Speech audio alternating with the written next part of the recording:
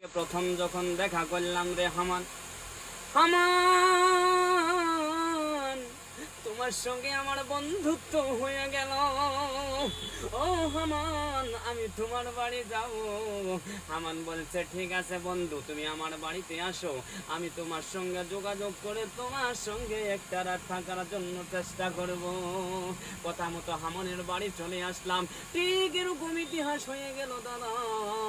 আমরা আসাম থেকে বেঙ্গলে চলে আসলাম, আসামে মাগই শেষ হয়ে গেল। বেঙ্গলে আসে 2টা গাড়ি লুট হওয়ার কথা ছিল, এখন পর্যন্ত একটা গাড়িও লুট করতে পারলাম না। এদিকে বলে মাল আছে, ওদিকে মাল আছে, ঘুরে ঘুরে মানুষের চোদন খায় গিয়ে বাড়ির থেকে বাড়ে দাদারি। বিজনেস করা এত সহজ নয়। মালিককে ফোন করিয়ে বলে আব্বা 2 গাড়ি লুটিং হবে, কিন্তু না।